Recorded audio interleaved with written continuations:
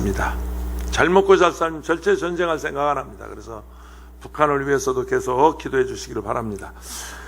오늘 계시록 11장 이제 넘어왔네요. 1절 2절인데 11장에는 두 증인에 관한 말씀인데 그 이전에 두 증인을 말씀하기 전에 오늘 본문 1절 2절에 지팡이 같은 갈대, 지팡이인데 갈대다, 지금 그런 얘기죠. 지팡이 같은 갈대에 대해서 오늘 본문 1절 2절에 말씀하고 있습니다.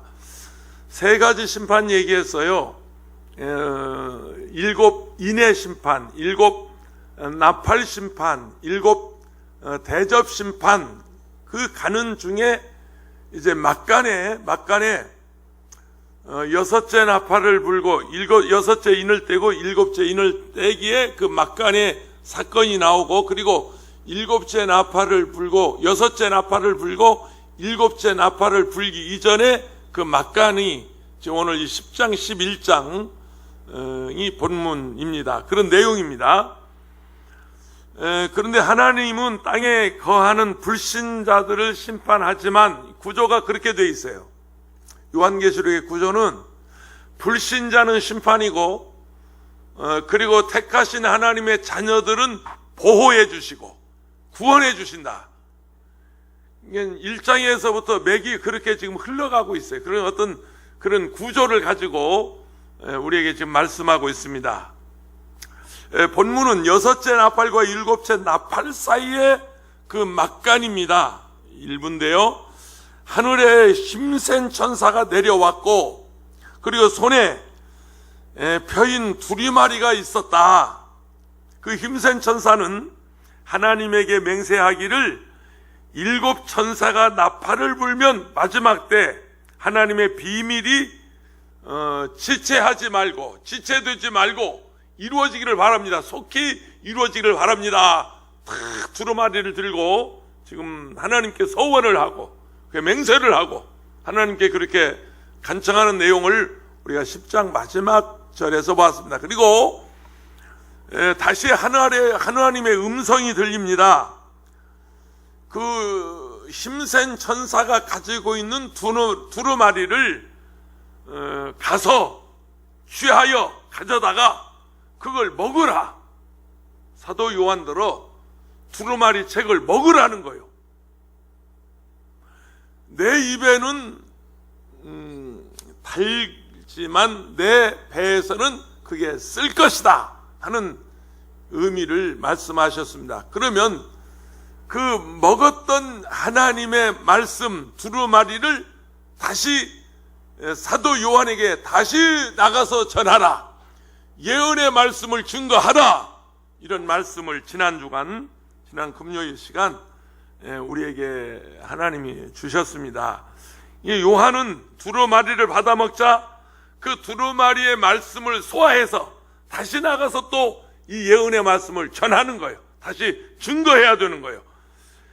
그러니까 우리의 사명이 하나님의 주일날 와서 말씀을 받고 또는 말씀을 듣고 나가서 그 말씀을 전파하는 거예요. 여러분 나가서 때를 얻든지 못 얻든지 복음을 전하고 전도하는 그런 여러분 되시기를 바랍니다. 오늘 본문 1절을 잘 보세요. 또 내게 지팡이 같은 갈대를 주며 말하기를 일어나서 하나님의 성전과 세 가지입니다. 성전과 제단과 그 안에서 경배하는 자들을 측량하라. 지팡이 같은 갈대를 주면서 그 갈대를 가지고 세 가지를 측량하라는 거예요. 성전을 측량하고 그리고 제단을 측량하고 그 다음에 그 안에서 경배하는 자들을 측량하라. 측량하라는 말이 무슨 수를 세라, 계산하라 그 말이에요. 계산하라. 줄로 재라, 계산하라, 측량하라. 이렇게 숫자를 세봐라. 지금 그런 얘기인데 거기에 어떤 주님의 의미가 있어요. 왜 성전을 측량하라고 했을까? 왜 제단을 측량하라고 했을까? 그 안에서 경배하는 사람들을 왜 측량하라고 그랬을까? 사도 요한은 새로운 장면을 볼 때마다 또 내가 보니 그래요. 또 내가 보니 이런 표현을 사용했는데 오늘 1절에서는 새로운 장면이지만 그 표현을 사용하지 않았어요. 왜냐하면 이미 그 장면 10장 마지막 절에서 이어지고 있기 때문입니다. 또 내게 지팡이 같은 갈대를 주며, 그 말은 그 앞에 또 내가 보니 그 말이 들어가야 맞는 거예요. 또 내가 보니 지팡이 같은 갈대를 내가 주며. 우리 한글 성경에는 내게 주며 이런 동사를 말하자면 주어를 내게 주어지며 그 말을 그냥 내게 주며 하고 동사로 이렇게 좀 그 말하고 조금 의미가 좀 다릅니다만은 이런 겁니다. 그러니까 이 원문 성경을 직역하면 또 내게 지팡이 같은 갈대가 주어지며, 이게 이제 원문에서 번역한 그대로인데요. 요한에게 지팡이 같은 갈대를 왜 주셨을까 명시되지 않았어요. 무엇 때문에 그 지팡이 같은 갈대를 주셨는가, 그리고 그걸 누가 주셨는가. 근데 그 10장 마지막 절에 보면 그 지팡이 같은 갈대를 누가 주셨냐, 이렇게 보면 하늘에서 음성이 나서 그래요. 그러니까 둘 중에 하나예요. 보좌에 앉으신 하나님이 주셨든지 어린 양 예수 그리스도가 주셨든지, 하늘에서 들려진 그 음성이 있었어요. 지팡이 같은 갈대를 주면서 성전을 측량하고 제단을 측량하고 그 안에서 경배하는 자들을 측량하라. 계시록 6장 3절 4절에 보면, 3절과 4절에 보면 둘째 인을 떼실 때 내가 들으니 둘째 생물이 말하되 오라 하니 이에 다른 붉은 말이 나오더라. 그 탄자가 허락을 받아 땅에서 화평을 제하여 버리며 서로 죽이게 하고 또 큰 칼을 받았더라. 받는다 또는 준다, 그런 말은 붉은 말을 탄 자가 땅에 화평을 제하여 버리고, 그리고 큰 칼을 주신 분이 계시록 6장에는 하나님이셨어요. 그러니까 지팡이 같은 갈대를 주신 분이 누구냐? 그분도 하나님이시다. 하나님이 그 힘센 천사에게 그 지팡이 같은 갈대를 주신 것이다. 그걸 주었을 때 그 주신 분의 원천은 보좌에 앉으신 하나님이시다. 요한은 하나님께서 지팡이 같은 갈대를 주어서 받았어요.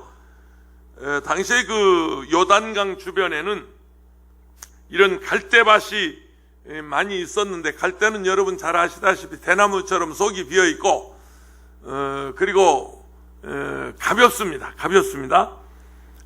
그런 바로 그 우리가 보는 갈대를 말하기도 합니다. 그러나 속은 비어 있지만 단단한 대나무처럼 그 강한 그런 기질을 가진 것이 바로 갈대고, 특별히 그 애굽에서 나일강 주변의 갈대는 당시에 그 성경을 기록할 만큼 그걸 이렇게 종이 형식으로 만들어서 그 위에다가 성경을 기록해서 오래 보관할 만큼 파피루스라고 하는, 우리나라 보는 그런 갈대와는 조금 다릅니다.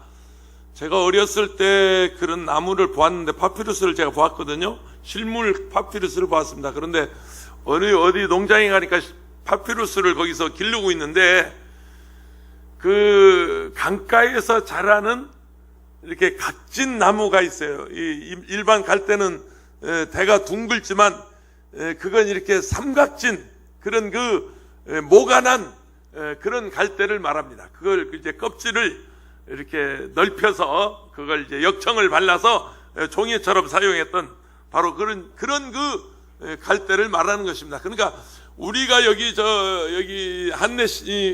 한내천 여기 한내공원에 있는 그런 그 우리나라에 보는 저 갈대, 그거하고는 조금 다른 형태의 갈대를 말하는 것입니다. 그런 갈대를 말합니다. 그것을 적당한 크기로 잘라서 지팡이로 사용했다. 갈대가 무슨 뭐 20m, 30m 그런 갈대가 아니거든요. 보통 한 1m 50, 2m 미만의 그런 갈대예요. 우리가 흔히 생각하는 그런 갈대인데 우리나라에서 보는 그런 갈대와는 형태는 다르다 하는 것을 생각하시면 되겠습니다. 빌라도 법정에서 로마 군인들이 그 가시관을 엮어서 주님 머리에 씌워주었던 그런 그 갈대 또는 그 갈대에다가 신포도주를 이렇게 묻혀가지고 그 예수님 막 그 타들어가는 목에다가 그 신포도주를 댔던 그런 그 갈대, 이게 크지 않아요. 조그마한 이렇게 손에 들고 이렇게 뭐 목축이라고 그렇게 조롱했던 그런 바로 그런 갈대를 말합니다. 예수님이 그런 그 갈대로 희롱을 당했어요. 로마 군인들에게 희롱을 당하고 그리고 주님이 그 갈대로 맞기도 하고 그런데 바로 그 갈대를 지팡이로 사용하는데 측량하고 있다. 지금 그 얘기를 하고 있는 겁니다.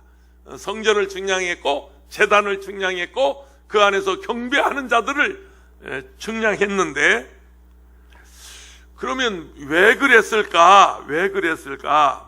계시록 1장 13절에 보면 내가 내게 쓸 것은 많으나 먹과 붓으로 요한 3서 1장 3절입니다. 요한 3서 1장 3절 13절 내가 내게 쓸 것은 많으나 먹과 붓으로 쓰기를 원하지 아니하고 그런 사도 요한이 미래에 되어질 그 환상을 보면서 아마 많은 말을 하고 싶었을 거예요. 많은 것을 쓰고 싶었을 거예요. 상상할 수 없는 미래 세대를 보면서 얼마나 할 말이 많았겠습니까만은 그것을 다 기록하지는 못했다. 오늘 1절에 보면 말하기를 일어나서 하나님의 성전과 제단과 그 안에서 경배하는 자들을 측량하라는 거요. 왜 측량하라고 그랬을까? 제단은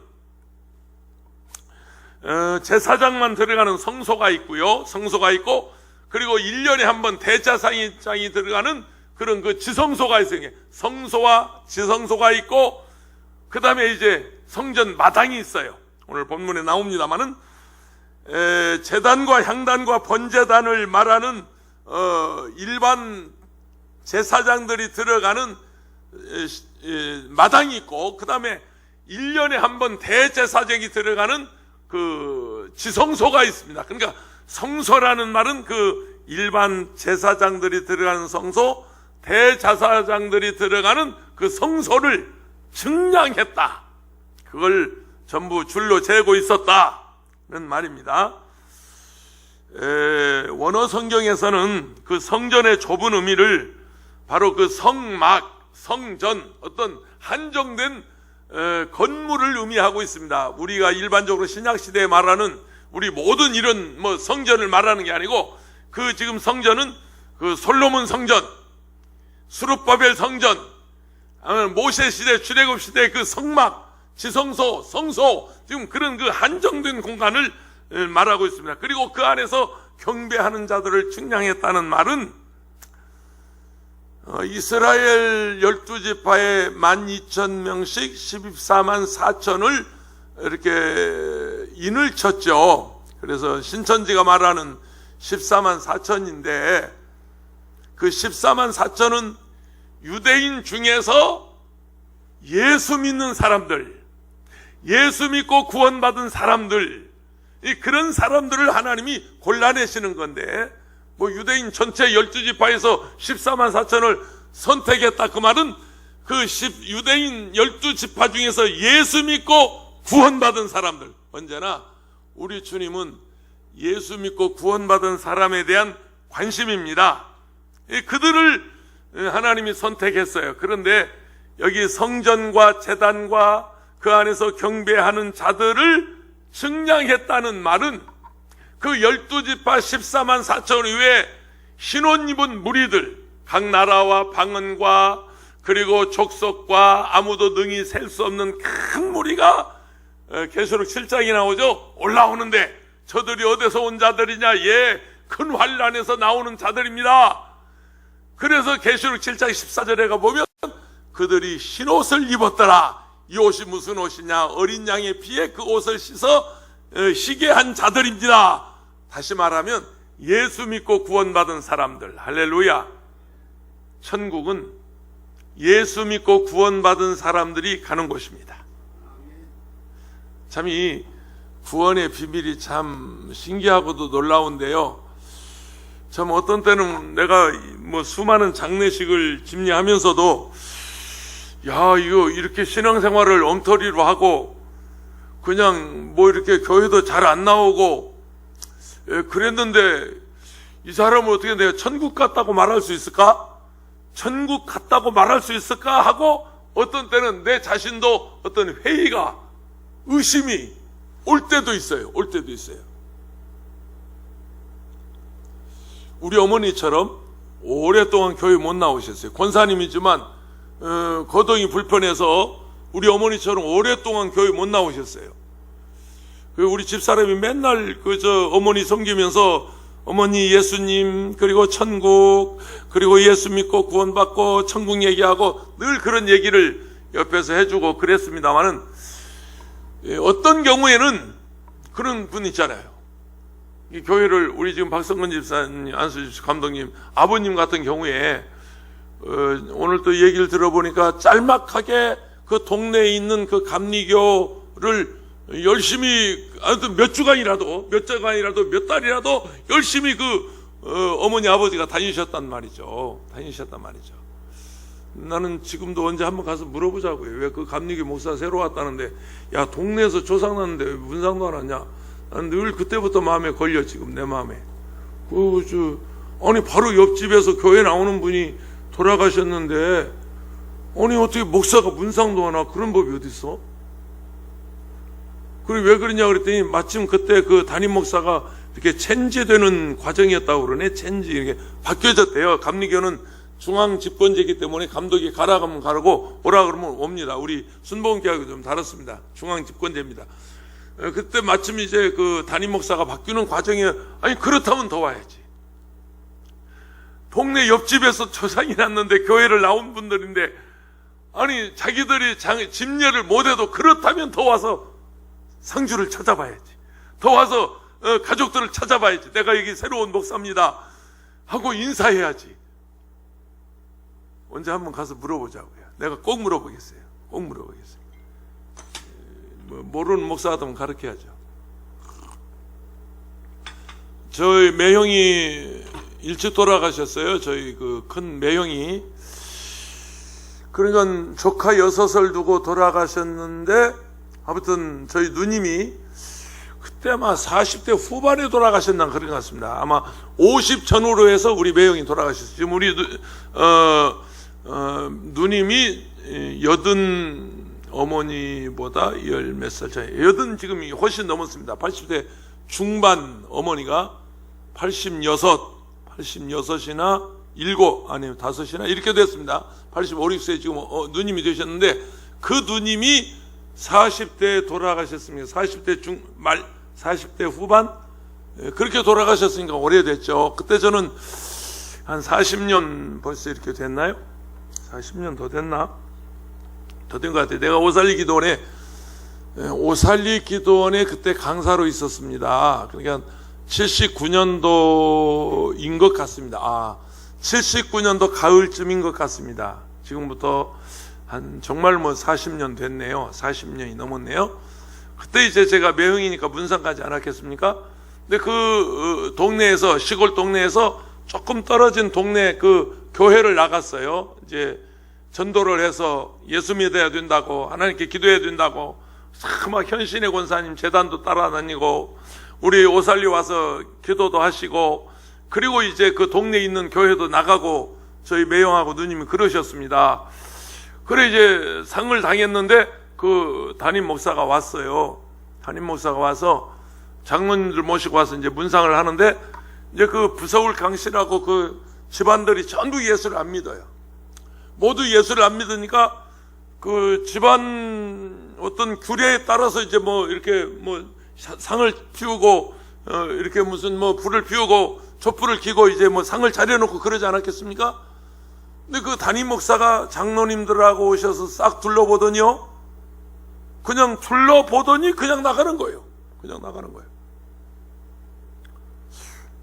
나는 와서 뭐 기도라도 해줄 줄 알고 기대하고 있었는데, 뭐 예배라도 드릴 줄 알고 기대하고 있었는데, 와서 이렇게 뭐 좀 몇 마디 물어보더니 싹 둘러보고 그냥 기도도 안 하고 그냥 나가는 거예요. 내가 하도 기가 막혀서 뒤따라갔어요. 저기요, 목사님, 장로님, 저 좀 봐요. 아니, 여기까지 오셨으면 기도라도 해주고 가셔야지. 이 상가집에 와서 그냥 가는 법이 없어요. 어딨냐고? 내가 따지죠. 나는 따지죠. 내가 무슨 그 시골 촌 목사 아니, 시골에서 상가집에 와서 교회 나가던 사람인데, 아니 거기 와서 상 차려놨다고, 아니 기도도 아니고 그냥 가. 불렀어요. 내가 쫓아가서 불렀어요. 어디 지금 저 가고 불렀어요. 장로에서 세웠어요. 아니 그저 상가집에 오셨으면 기도라도 해주고 가셔야지. 어떻게 이렇게 그냥 가십니까? 그랬더니 나들이 이제 누구냐고 물어요. 내가 처남이라고. 고인의 처남이라고. 내가 오살기동 황사라고. 참 내가 싸가지가 없는지 그놈의 시골 목사가 싸가지가 없는지 둘 중에 하나, 하여튼 싸가지는 없었어. 그 길거리에서 상가집 앞에서 그러고 막 우리가 다툼을 했어요. 나들어 붙잖아요. 그래서 내가 당당하게 얘기하고 그랬더니 얘기를 다 듣더니 아이고 잘 아시면서 뭘 그러시냐고. 그러고 그냥 가버리는 거예요. 그게 무슨 얘기냐면 상을 차려놨기 때문에 여기서는 예배드릴 수 없다. 그러고 가는 거요. 여러분, 그 우리 누님이 지금 교회 권사가 됐고요. 그 막내 아들이 강윤식 목사입니다. 어렸을 때요. 그 막내 아들이 강윤식 목사예요. 내 조카가 목사 되고요. 그들이 예수 믿고 목사가 되고 그 미망인이 지금 교회 권사가 되고요. 그래서 내가 한번 따져보고 싶어. 아니 그 동네 옆집인데 세상에 목사가 새로 부임해 왔다고 문상도 안 와. 내가 여러 차례 물어봤어요. 우리 박 감독한테 왔냐? 거기 왔다 갔나? 오늘 또 물어보고 오늘 또 왜 물어봤지? 내 마음이 섭섭해서. 내가 섭섭하더라고. 허리 말도 안 되잖아. 한 동네 옆집에 그 교회까지 나갔는데 자기 교회에서 주례 안 한다고, 집례 안 한다고 안 와. 찾아보지도 않아. 문상도 안 와. 에이, 못난 놈들. 그래서 목사가 천국 가기 힘들대야. 그래도 예수 믿으면 가요. 괜히 우리끼리 하는 얘기니까. 또 저 목사 또 어디 가서 또 우리 목사님 설교하는데 목사 천국 가기 힘들대야. 또 그러지 말아요. 괜히 나 욕먹어요. 일곱째 인을 떼는 동안에 땅에 거하는 불신자들에게 재앙이 내려요. 그 재앙을 이미 말씀드렸어요. 적그리스도가 가서 사람들을 미혹한다. 그 다음에 곳곳에 전쟁과 기근과 지진이 일어난다. 일곱 나팔을 불 때, 일곱째 나팔을 불 때, 이제 첫째 나팔부터 넷째 나팔까지 재앙이 자연계에 임했고, 다섯째부터는 그 재앙이 이제 사람에게 임하는 거예요. 그리고 이제 일곱째, 지금 막간이거든. 일곱째 나팔 불기 전인데, 일곱째 나팔을 불면 이제 세상에 막 이제 역사가 일어나는 거예요. 이 신천지 이만희는 자기가 일곱째 나팔을 지금 불었다고 그러거든요. 1984년 3월 14일 날, 3월 14일 날인가? 그날 자기가 나팔을 불었다. 그랬다고 지금 사기를 치고 있는데, 아직 불지 않았습니다. 근데 그 목적은 하나예요. 땅에 거하는 불신자들은 심판하고, 그리고 하나님을 믿는 백성들은 하나님이 구원하시고. 할렐루야. 여러분, 환난이 와도 시험이 와도 여러분 두려워하지 않기를 주의 이름으로 축원합니다. 믿습니까? 하나님 보호하세요. 우리를 보호하세요. 지켜주세요.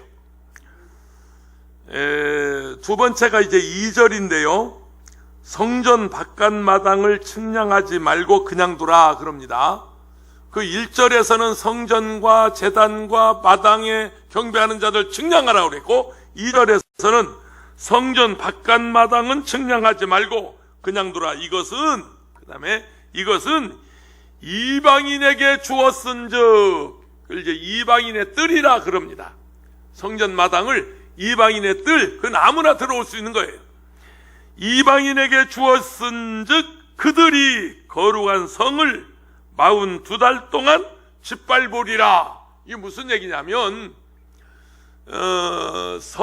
성전과 제단과 그 안에 경배하는 자들을 측량하라는 말은 하나님께서 택하신 백성들을 하나님 보호한다는 말이고, 그 성전 마당 이방인의 뜰은 측량도 하지 마라. 그건 내버려둬라. 그건 이방인의 뜰이다. 42달 동안. 이 42달의 의미가 전 3년 반, 후 3년 반인데, 후 3년 반 1262일을 말하는 42달, 후 3년 반을 말합니다. 이 요한이 지팡이 같은 갈대 가지고 성전과 제단과 경배하는 자들을 측량하라는 말씀을 듣고, 그 말씀대로 측량할 때 그 의미는 하나님이 그 백성들을 보호해 주신다, 지켜주신다는, 하나님이 구체적으로요, 그냥 막연하게 다 이리 모여 뭐 그런 식이 아니에요. 구체적으로 나를, 여러분을 이렇게 측량해서 다 세고 지명해서, 할렐루야, 우리를 하나님 지켜주십니다. AD 95년경 요한계시록을 기록할 때 이미 그 성전은 파괴가 되어 있었어요. AD 70년 로마의 티토 장군이 로마 군들을 이끌고 와서 도로 위에 돌 하나 남지 않고 완전히 예루살렘 성전을 파괴해버렸습니다. 무너진 성전은 재건되지 못하고 있을 때, 성전이 있던 자리에 지금은 이슬람의 모스크 사원이 지금 거기 자리 잡고 있어요. 말하자면 예루살렘의 그 모스크는, 이슬람 사원은 이슬람 무슬림에게도 중요한 성지 중에 하나예요. 왜냐하면 거기서 이슬람의 창시자 마호멧이 승천했다. 그렇게 지금 그들은 사우디의 그 메카라고 하는 곳이 있죠. 거기에 이제 마호멧의 무덤이 있는 자리고, 메카는 그 마호멧이 승천한 자리는 바로 지금 예루살렘의 모스크, 그 사원이 있는 옛날 성전 자리, 그 자리가 어떤 자리냐면 아브라함이 이삭을 제단에 올려놓은 바로 그 자리, 그리고 솔로몬이 성전을 세웠던 바로 그 자리, 그리고 솔로몬 성전이 무너지고 이제 70년 바벨론 포로에 돌아와서 스룹바벨이 성전을 세웠던 그 자리, 바로 그 자리에 AD 70년경 도루에 돈 하나 남지 않고 그 성전이 무너져 버리자 약 2000년 동안 유대인들이 뿔뿔이 흩어져서 나라를 잃고 헤매일 때 무슬림들이 거기다가 모스크 사원을 세웠어요. 그리고 그 사원을 그들도 지금 목숨을 걸고 지키고 있어요. 마지막 전쟁은 이제 거기서 누가 그 자리를 차지하느냐, 지금 그게 이제 전쟁의 요지입니다만은, 이스라엘 사람들은, 유대인들은 거기에다가 제4의 성전, 하나님을 섬기는 옛날 옛적 솔로몬 같은 성전, 스룹바벨 같은 성전, 그 성전을 지키기 위해서 헤롯, 나중에 헤롯이 리모델링을 했습니다만은, 그래서 헤롯 성전 그렇게 말하는데, 거기다 제4의 성전을 지금 세우기 위해서 모든 자료를 준비해 놓고 유대인들은 기다리고 있고, 무슬림들은 목숨을 걸고 철통 같은 경비를 세우면서 거기를 지키고 있는 바로 화약고, 중동의 화약고. 누가 거기서 먼저 사자꼬리에 불을 붙이느냐, 그런 그 중요한 자리입니다. 근데 요한은 그 성전과 제단과 그 안에서 경배하는 자들을 측량하라고 하는 말씀을 받았어요. 예언의 말씀은 요한의 입에 꿀같이 달았고, 예언의 말씀을 읽고 성도들은 큰 위로가 되었습니다. 그 꿀같은 말씀을 전하라고 하는 하나님의 계시가 있었습니다. 11장 2절에 성전 바깥 마당은 측량하지 말고 그냥 두라. 이것은 이방인에게 주었은즉 그들은 거룩한 성을 42달 동안 짓밟으리라. 이 바깥 마당은 그건 이방인의 뜰입니다. 그건 이방인들이 내어준 겁니다. 요한이 측량한 바깥 마당은 그냥 두라는 것은 이방인들이 거기를 42달 동안, 이게 큰 환란인데요, 전 3년 반 평화의 시대, 후 3년 반 큰 환란의 시대, 그걸 다 짓밟을 것이다. 그게 소위 말하는 대환란, 큰 환란, 그런 종말 시대의 모습인 것입니다.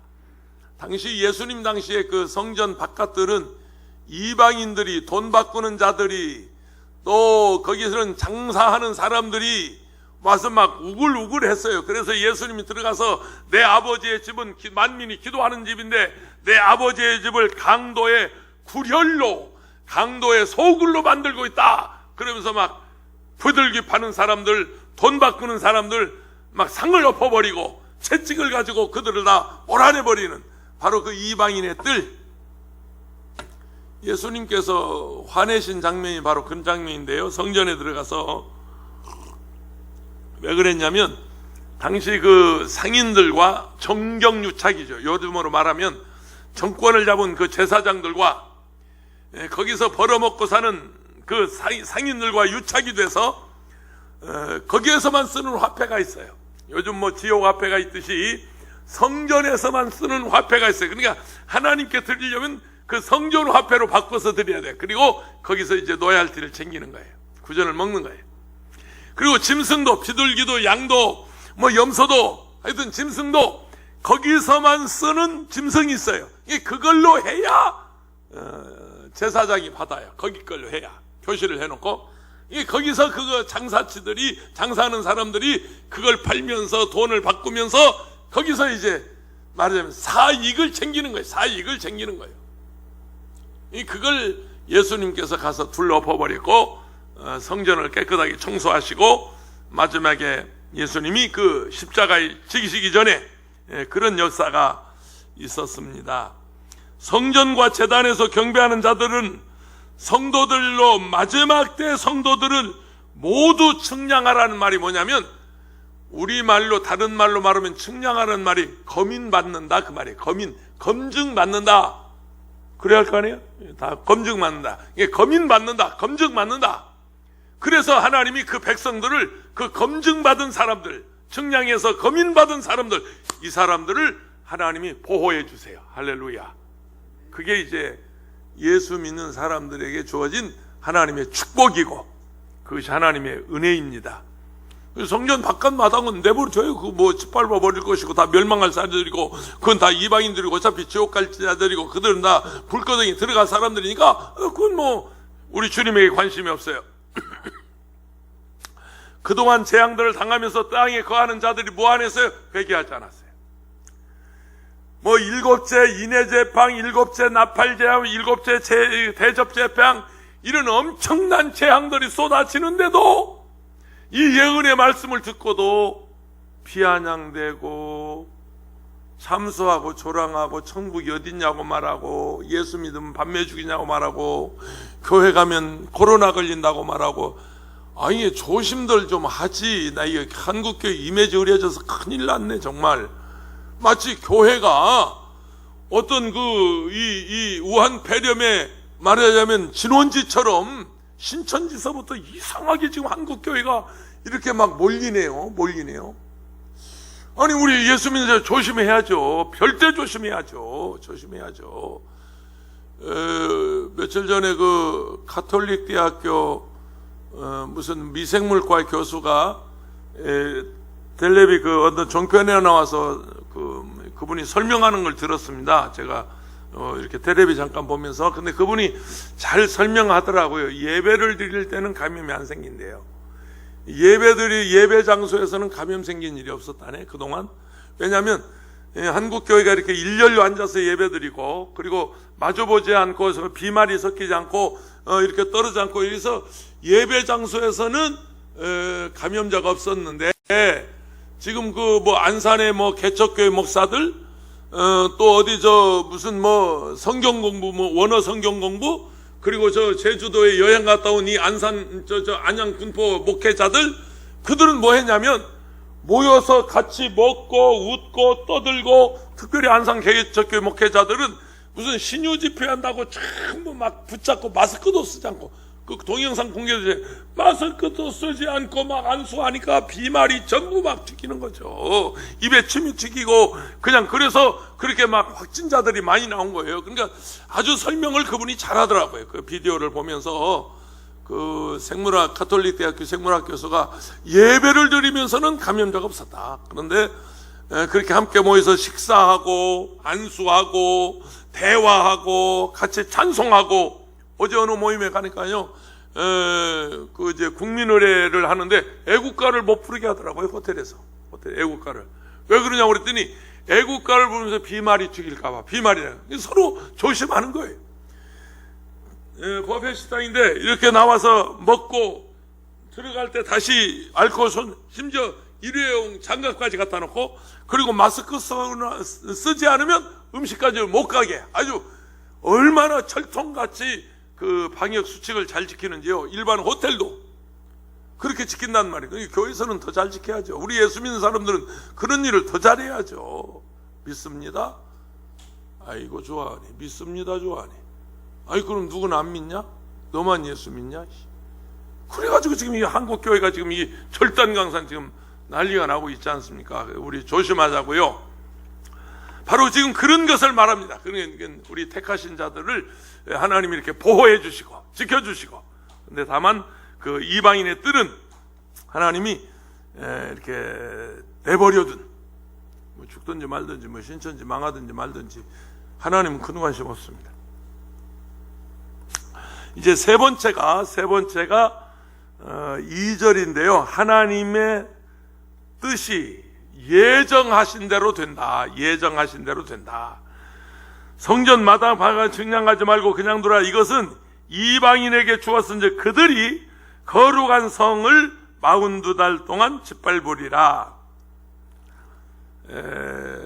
그들이 그럽니다. 거룩한 성을 42달 이방인에게 바깥 마당을 주었기 때문에 예루살렘 성을 42달 동안, 이 말은 그 후 3년 반 극심하게 다가올 이 마지막 종말 시대의 그 환란을, 근대자 대환란, 근환란, 전무후무한 환란, 인류 적어도 30% 이상이 죽어나가는 그런 근환란. 참 우리 한국은요, 우리 한국에 사는 걸 여러분 감사하세요. 이번에 그 미국의 그 처참한 모습을 제가 지난 수요일 날 리포트에서 그 미국 방송을 했거든요. 그래서 쭉 자료를 찾아보니까 이번에 미네소타에서 경찰이 무릎으로 눌러 죽인 사건이요, 계속 있었더라고요. 어쩌다가 그게 비디오에 찍혀서 어쩌다가 SNS에서 뜨는 바람에 지금 미국이 저렇게 뒤집어졌지. 조지아에서 아침 운동하는 청년을, 흑인 청년을 경찰관이 쏴버렸어요. 왜냐하면 마약을 소지한 줄 알고 쏴서 죽였어요. 지난 2월 달에도 그랬고요, 3월 달에도 어디서 그랬고요, 플로리다에서 그랬고요. 그리고 이번에 미네소타에서도 막 이런 일들이 막 비일비재하게, 이 지구상에서 인종차별이 가장 심한 나라가 미국입니다. 미국이 뭐 굉장한 나라인 것처럼 우리가 지금 생각하는데 인종차별이 가장 심한 나라. 어느 정도 심한 줄 아세요? 제가 캐나다 토론토 부흥회를 갔었습니다. 소망교회, 그 목사님 교회 부흥회를 갔는데 아주 고급 만션에 살더라고요. 우리가 거기는 만션이라고 하면 우리의 주상복합 상가, 아주 고급, 그 안에 모든 시설이 다 돼 있는.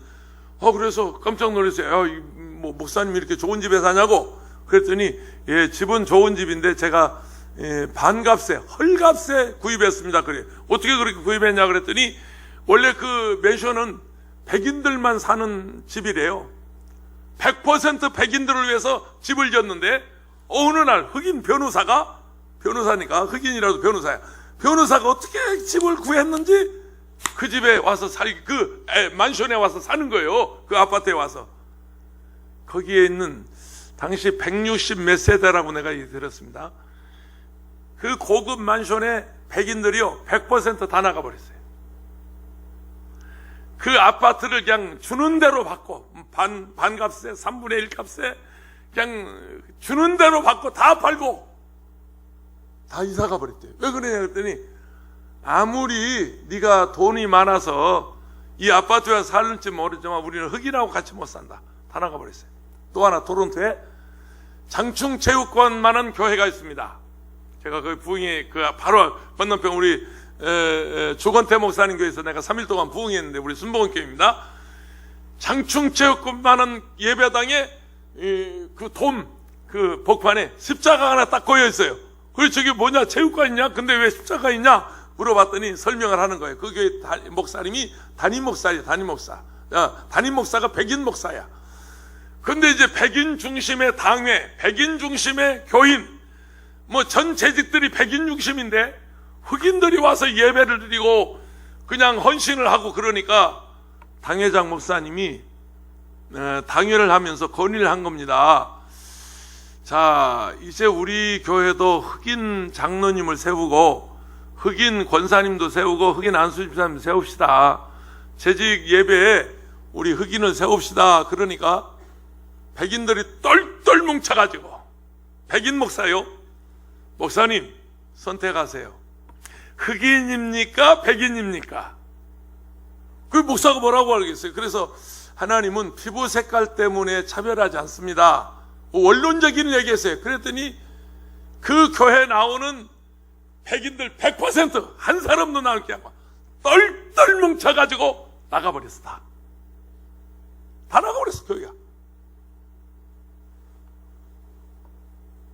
그런데 그 소문이 삽시간에 토론토와 캐나다 일대 막 입에서 입으로 퍼져나가기 시작했어요.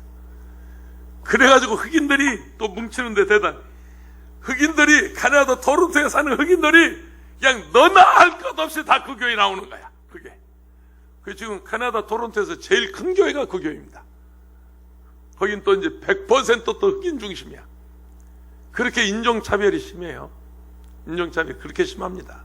그게 바로 미국입니다. 여러분, 지금 미국의 교민들이 어떻게 하면 한국 가서 살 수 있을까? 어떻게 하면 우리가 한국으로 돌아갈 수 있을까? 어떻게 하면 한국에 가서 살아갈 수 있을까? 지금 그러고 있답니다. 이번 그 필라델피아에서 그 한인가게가 뭐 120 몇 개인가 털렸죠. 텔레비에 보니까 그 뷰리샵, 그러니까 이 흑인들 주로 상대를 흑인들로 해요. 이제 미용재료입니다. 미용재료상을 주로 하고요. 우리 그 여기 오시는 저 우리 한반도 재단 미국 이사장 누구죠? 그분 우리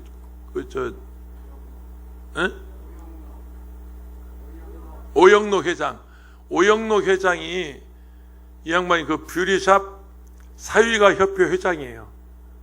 조지아주에. 그러니까 그 매장을 가보면 막 뭐 수천 평짜리 매장에 창고에 막 물건이 가득가득해 지금 벌벌 떨고 있죠. 근데 100% 손님이 흑인들이야. 그러니까 우리 한국 사람들은 흑인들을 상대로 해서 돈을 벌어. 그리고 흑인들을 위해서 돈을 쓰지 않아.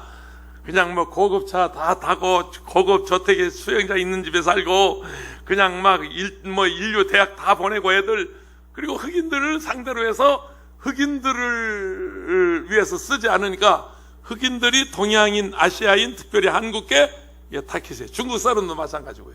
아시아의 그 타깃이 돼서 이번 지금 폭동이 지금 피해를 입고 있습니다. 우리 이은자 선교사님 한인타운 중심에서 이번 주일날 시위하기로 광고가 났어요. 목사님 긴급 기도 요청입니다. 본교회 이영훈 당회장님께도 연락해서 기도 좀 하게 해주세요. 지금 우리는 초긴장하고 있습니다. 비상대책위원회를 세워서 지금 우리가 초긴장하고 있는데 좀 전해주세요. 그래서 바로 우리 당회장 이영훈 목사님한테도 전하고, 그리고 우리가 지난 금요일 날 언젠가요? 새벽 기도 시간에 우리가 집중 기도했는데 목사님 금방 그 하루 만에 또 뉴스가 떴어요. 그 시위 장소를 어디 뭐 귀넥 카운티 어디 다른 카운티로 다른 타운으로 이렇게 옮기기로 했다. 그래서 좀 마음이 놓인다고 뭐 그런 얘기를 들었습니다만은, 아무튼 그 인종차별이 참 미국은 심한 나라. 우리 대한민국은 그러지 않죠. 우리 참 정이 많고 내가 못 먹어도 남을 좀 먼저 주려고 그러고 내가 안 써도 좀 주려고 그러고 오늘 기가 막힌 내가 지금 오늘 꿈을 꾼 것 같은 일이 하나 있었는데요. 우리 12시쯤 12시 반쯤 우리 박성건 감독님하고 우리 박노수 목사님하고 이제 점심을 먹으러 가자 하고 올라왔어요. 그래서 두 분이 문 앞에 서 있는데 그래 나는 뭐 작업을 하다가 이제 컴퓨터 정리를 하고 있는데 누가 이렇게 밖에 손님이 왔더라고요. 여기 김원철 목사님 계십니까? 아마 그렇게 물었던 것 같습니다. 그래서 이제 내 책상 앞에서 이렇게 쳐다보니까 뭐 어떤 노인이 이렇게 지팡이 하나를 짚고 이렇게 찾아왔는데 얼른 생각에 오늘 점심값 좀 나가겠구나, 차비 좀 뜯기겠구나, 얼른 그 생각했어요. 왜냐하면 그런 분들이 가끔 찾아오니까 아는 척하고 지난번 강남 기도원에서도 차 타려고 그러니까 누가 와서 저를 해요, 인사를 해요. 아유 목사님 오래간만입니다. 누구십니까? 그랬더니 제가 신영균 목사님하고 내가 집안입니다. 아이고 제 조카고 뭐 신영균 뭐 이렇게 얘기해 소개를 해요. 아주 인물이 잘생겼어요. 그러십니까? 나는 그래 이제 차 타고 올라오고 그러니까 목사님 제가 포항이 집인데 차비 좀 그래서 하마터라면 또 몇만 원 뜯길 뻔했습니다. 포항까지 가려면 청평에서 포항까지 가려면 5만 원 줘야 할 거 아니에요. 하마터라면 뜯길 뻔했어요. 근데 마침 그때 이제 기도원 총무 목사가 이제 내가 간다고 그러니까 나오니까 그냥 바람처럼 사라지더라고. 아주 직업적으로 이 사람은 그렇게 해먹는 사람이에요. 그 총무 목사가 옆에 오니까 목사님 안녕히 가십시오. 그냥 막 그러다가 그냥 사라져 버렸더라고. 어둠 속으로 저녁에. 오늘도 그랬어요. 오늘 점심값 좀 나가겠다. 지팡이 줍고 어떤 노인이 날 찾는 거 보니까 오늘 차비 좀 써야 되겠구나. 얼른 그 생각부터 했어요. 들어오세요. 누구세요? 나 김원철 목사 여기 있습니다. 바로 내 사무실 6층이요. 들어오세요. 여기 있어요. 나를 찾는데 내가 아는 척 먼저 해야지. 숨으면 되겠어요? 그래 이제 우리 박노선 목사님이 박 감독이 이렇게 손을 잡고 들어오는데 보니까 노인이야. 내 전혀 모르겠어. 내 그때는 자리 누구시죠? 누구신가요? 김유정 목사요. 내 머리에 지진 날 뻔했다니까. 빛을 마셔라. 그 유명한 김유정 목사. 김유정! 아니 이렇게 늙었어. 야 할아버지가 어디 왔었어요? 들어와. 아마 정말 놀랐어요. 그 유명한 김유정 목사가 완전히 꼬부랑 할아버지가 돼가지고 지팡이 짚고 나타났으니 얼마나 놀랬겠어요. 그래서 이제 앉았어요. 들어가. 뭐 차 한잔을 잠깐 한 5분 얘기하고 우리 점심 먹으러 가는데 지금 가려고 하는데 점심 먹으러 가면 잠깐 얘기해요. 그리고 앉아서 얘기하는데 무슨 얘기인 줄 아세요? 무슨 얘기한 줄 아세요? 참나 세상을 살다 별걸 다 보네. 지금부터 47년 전 올해도 됐어요. 1973년 여의도 순복음교회 막 여의도로 갔어요. 지금부터 47년 전 홍성교도소에서 전과가 사범이야. 소년범. 홍성교도소에서 마지막 나오는데 출소할 때 거기서 그를 교도소에서 전도한 김명선 목사가 있어. 이 사람이 마지막 교도소에서 출감해가지고 서울로 올라간다니까 여의도의 순복음교회 청년회를 찾아가면 거기 김원철이라는 사람이 있는데 너 그 사람 찾아가면 너를 잘 인도해 줄 것이다. 그래가지고 홍성교도소에서 출감해가지고 나를 찾아왔대. 나를 찾아왔어요. 잘 알아요. 잘 아는 사람이. 그런데 내가 그날 짜장면을 사줬다는구만. 서울에 와서 첫 만남이 김원철인데 그 첫 번째 대접받은 게 짜장면 한 그릇이야. 그러면서 자기가 그때 약속을 했대요. 내가 나중에 꽃배기 사드리겠습니다. 짜장면 꽃배기 사드리겠습니다. 약속을 했는데 이제 찾아왔대. 그러니까 짜장면 잘 사줘요. 나 지금 이런 일이 또 한 번 있는데 나중에 얘기해 줄게요. 나 이렇게 기가 막혀가지고 그러면 오늘 짜장면 꽃배기 사야 되겠네. 그거 살려고 왔대. 짜장면 사주러 왔대. 나를 점심시간에. 그래서 이제 그럼 가자. 야, 가자. 짜장면 먹으러 가자. 제일 좋은 데로 가자. 그래가지고 이제 시청 앞에 그 명품 짜장면만 시켰겠어. 내가 그냥 정가복 대짜, 그게 얼마짜리야 그게. 지가 사러 왔다는데 뭐 그냥 짜장면 그냥 쟁반 짜장 대짜에다가 넷이 가가지고 전가복 대짜에다가 하나도 안 남고 다 먹었어, 우리 넷이. 그렇게 해주면 얼마 나오나요? 한 10만 원 나오죠? 한 10만 원 나오죠. 짜장면 넷이 실컷 먹었어요. 그런데 부시럭 하더니 봉투 하나를 꺼내는 거예요. 나 이제 봉투 때문에 나 지금 시험 들어. 얼른 우리 집사람 줘야 돼. 왜냐면 내가 말을 안 하려고 그랬는데 저 우리 박 감독이 뭐라고 하냐면 사모님 다 주래. 그러면 이거 20만 원인데 어떻게 다 주냐. 그러면 10만 원 내가 떼먹고 10만 원만 준다 그랬더니 저 우리 박 감독이 뭐라고 옆에서 또 하냐면, 목사님 다 주고 절반 달라고 그러세요. 그러니까 그럼 나는 다 주는 편이 되고 절반을 내가 얻었으면 된다는 거야. 미리 내가 공개적으로 얘기하는 거니까 주려면 가져가고 안 주려면 나는 아예 안. 이게 무슨 도인 줄 아십니까? 이게 무슨 돈?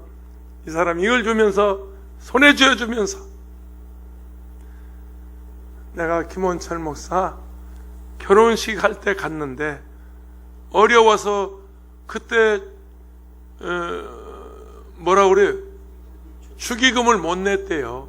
그게 지금까지 마음에 걸려있대요. 지금까지.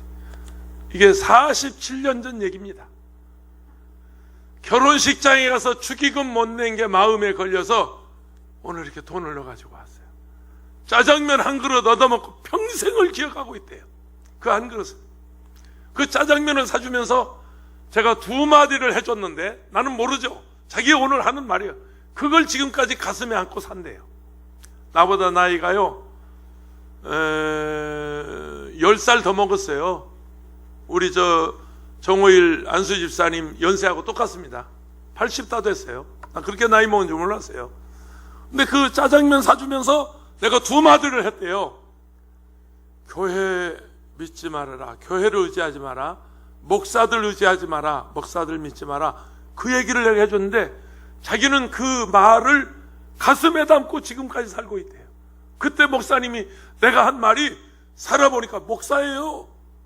연남동에서 지금 교인 잘 짓고요. 예배당 잘 짓고 지금 거기 원로 목사 됐어요. 개척해가지고 사모가요. 대한항공 스튜어디스예요. 처갓집이 부자예요. 그냥 못 얻어먹는 목사가 아니란 말이에요. 52주가 모자랄게 부흥회를 다니던 부흥 강사예요. 김유정 목사, 빛을 마셔라. 광주의 김덕팔이. 나는 그래서 아까도 전화했어요. 김유정 목사, 내가 지금 꿈을 꾸는 것 같다. 47년 전. 나는 기억도 안 나는데 짜장면 한 그릇 사준 것이 그게 지금까지 기억이 되냐고. 결혼식장에 가서 축의금 못 난 게 지금까지 마음에 걸려서 이걸 꼬깃꼬깃 담아가지고 몸도 시원찮은 사람이 그 먼 곳에서 여기까지 왔어요. 연남동, 마포구 연남동에서. 나 오늘 주일날 얘기하려고 그랬는데 오늘 미리 해버렸네. 왜냐면 우리 이번 주일 설교가 하나님이 기억하는 사람이라 그래서 딱 그 설교 제목하고 이게 딱 맞아서 주일날 쓰려고 했는데 이거 오늘 미리 해버렸네. 어쩌다가 주일날 다른 거 해야지 뭐. 여러분, 하나님이 이렇게 다 기억하시고요, 다 갚아주시고요. 우리 잘 살아야 돼요. 아멘.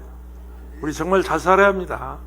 우리 예수 믿는 사람들 언제 어디서 누구 만날지 모르잖아요.